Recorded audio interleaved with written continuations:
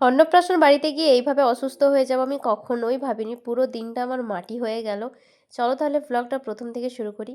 আজ আমি ভ্লগ শুরু করছি মামা বাড়ি থেকে। হ্যালো ফ্যামিলি, গুড মর্নিং বলব না, কেননা আজ আমার মর্নিং একদমই আগের ভ্লগে দেখিয়েছিলাম যে আমার দাদা এসেছিল নেমন্তন্ন করতে।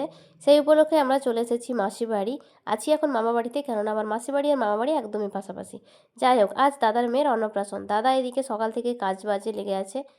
তো মামা বাড়ি একদম পাশেই, তো দুটো বাড়ি মিলেই কাজকর্ম চলছে। ওইদিকে মাসি বাড়ির প্যান্ডেলটা তোমাদেরকে একটু পরে গিয়ে দেখাচ্ছি। প্রচুর পরিমাণে শরীর অসুস্থ আমার, বলছি তার আগে দেখে নাও আমার মামাদের একটা বিশাল বড় আম গাছ, আর এটাতে একদম ছোট্ট ছোট্ট আম ধরে। দেখো ওই যে খাচ্ছে, যারা আজকে কাজকর্ম করছে তারা প্রচুর পরিমাণে আম খাচ্ছে, পেকেও গেছে, সারাদিন টুস টুস পড়েই যাচ্ছে। কোথায় আছে, বেশি উত্তেজনা ভালো না, আমার অবস্থা অনেক উত্তেজনা নিয়ে গতকাল রাত ৮টা নাগাদ আমরা মামা বাড়িতে পৌঁছেছি। আজ সকাল থেকে আমার বীভৎস পরিমাণে মাথা ঘুরছে। এখন ৯টার মতো বাজছে। এই বিছানা থেকে আস্তে আস্তে উঠে এলাম। এতক্ষণ দাঁড়াতে অবধি পারছিলাম না। এটার কারণ হচ্ছে রাত্রেবেলা ঘুম হয়নি। গতকালও আমার খাওয়া দাওয়া ঠিকমতো হয়নি, ঘুম হয়নি। সেই কারণে ভীষণ পরিমাণে উইক হয়ে গেছিলাম। আমার নতুন সদস্যকে দেখায়। এই হচ্ছে তানিষ্কা সোনা, যার আজকে অন্নপ্রাশন, যার জন্য আমরা এত উত্তেজনা নিয়ে এসেছি আজ। কত মিষ্টি দেখতে ও, দেখো চোখগুলো পুরো একদম ছাঁচের ঠাকুরের মতো। এই হচ্ছে আমার দাদার ছোট মেয়ে। প্রচুর পরিমাণে গরম, সেই জন্য ওকে একটু এদিকে এনেছিল। আমি ক্লিপটা নিয়ে রাখলাম, হয়তো ওকে আর স্টেজে ওঠানোর জন্য রেডি করা হবে না। যা গরম, কোনো মতেই সম্ভব না। ওর জন্য একটা প্যান্ডেল করা হয়েছে, তোমাদের দেখাবো আমি একটু পরে। আমরাই টিকতে পারছি না বাইরে, আর ও এইটুকু বাচ্চা কিভাবেই থাকবে, সেই জন্য দাদা ফোন করে অনেক কিছু ক্যান্সেল করে দিল আজকে।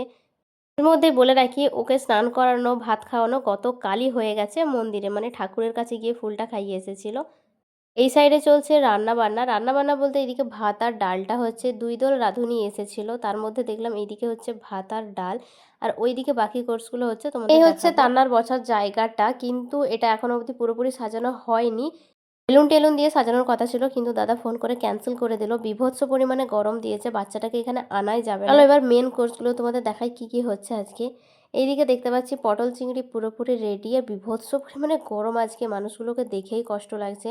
এখানে তাও ওপরটাতে একটু ছাওয়া আছে, ভাত যেখানে হচ্ছে ওখানে তো কিচ্ছু নেই, ভীষণ গরম। পটল চিংড়ি এদিকে রেডি। আমার অবস্থা এতটাই খারাপ এখন, ঠান্ডা লাগার পর থেকে বারবার ভয়েসটা দিচ্ছি আর কাটতে হচ্ছে। এদিকে মশলা রেডি করা হচ্ছে কিসের সেটা আমি এখনো জানি না, খুব সম্ভবত মাংসর জন্যই হবে।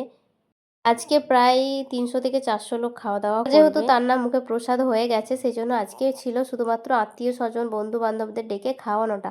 কালকে আমরা আসতে পারিনি এত গরমের জন্য, তাছাড়া আমার কালকে ইন্টারভিউ ছিল একটা, তোমাদেরকে ব্লগটা আমি পরে শেয়ার করে দেবো। তাই আমরা আজকেই এসেছি। আজকে ছিল বেশি লোকের আইটেম, কালকেও মানুষজন খেয়েছে, তবে আজকে একটু বেশি। এদিকে ভালো হয়েছে, কাজটা মিটে গেছে। আর আজকে তাহলে যে সমস্ত লোকজনরা আসবে দাদা বৌদি, তাদেরকে আপ্যায়নটা ভালোভাবে করতে পারবে। এখন চলছে ভেজিটেবিল চপ, ওইদিকে ছাঁকা, এদিকে একটা কি হচ্ছে জানি না আমি। আরেকজনের সাথে আলাপ করাই। এই হচ্ছে আমার দাদার বড় মেয়ে সম্প্রীতি। এটা বাচ্চা একদমই না, এটা চৌবাচ্চারও ওপরে। এত পরিমাণে বদমাশ এই বাচ্চাটা, এত বদমাশ। আর ব্রেন ভীষণ ভালো, ভীষণ ভালো রেজাল্ট করে, ভীষণই ভালো। এদিকে আমার অবস্থা দেখে তো বলার নয়, মানে মনে হচ্ছে হসপিটাল থেকে জাস্ট উঠে এসেছি, স্নান করে একটা নাইটি গলিয়ে নিয়েছি। আজকের অবস্থা খুব খারাপ। আমরা অনেক প্ল্যান করে এনেছিলাম, জামা কাপড় এনেছিলাম, গরমের জন্য কিচ্ছু পরিনি। রোদটা একবার দেখো, ক্যাটারারদের ড্রেসটা দেখলে বোঝা যাবে, জাস্ট ভিজে একদম জল কাটছে। তো মানুষজন আমাদের বাড়িতে আজকে আছে, এখানে সবার শাড়ি নাইটি পরে দিন কেটে গেছে। আজ এখানে তাপমাত্রা ৩৮ ডিগ্রি, মানে বুঝতে পারছো কি হারে দিনটা আমাদের যাচ্ছে। এবার তোমাদের নিয়ে যায় আমার মামার লজে। লাক্সারি একটা লজ তোমাদেরকে দেখাচ্ছি। এটা ছিল বলে সত্যি বলতে আমরা বেঁচেছিলাম। মামার ২টো মুরগি ফার্ম আছে, তার মধ্যে মামা এটা সুন্দরভাবে বাগিয়ে দিয়েছে, নাতা টাতা দিয়ে মাটি ফেলে, আর ওইটাতে এখন মুরগি আছে, এটাতে কিছু নেই। আমরা এটাতে রাত দিন কাটিয়ে দিয়েছি সবাই মিলে। এখানটা একটু ঠান্ডা, আর আমি এখানটা বেশি দেখাতে পারছি না, কেননা বাচ্চাগুলো জামা কাপড় কেউ পরে নেই। এই যে পাখাটা দেখছো, এটার জন্যই আমরা একটু শান্তি বেঁচেছিলাম।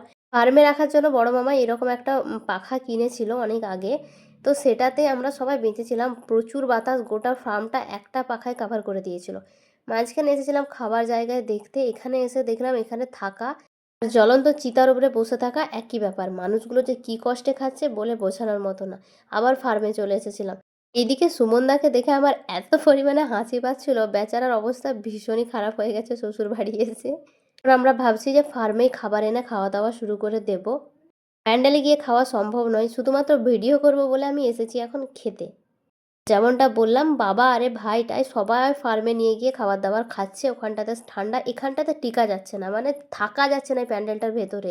কিন্তু আমাকে ভিডিও বানানোর জন্য কষ্ট করে আসলাম এখানে। জল আর পাতা পড়ে গেছে। ঠান্ডা লাগার জন্য আমি ঠিকমতো ভয়েস ওভারও করতে পারছি না। সাথে ভেজিটেবল চপ, এদিকে লেবু, শাক, স্যালাড সমস্ত কিছু পড়ে গেছে। চলো হালকা, হালকা করে তোমাদেরকে দেখাই।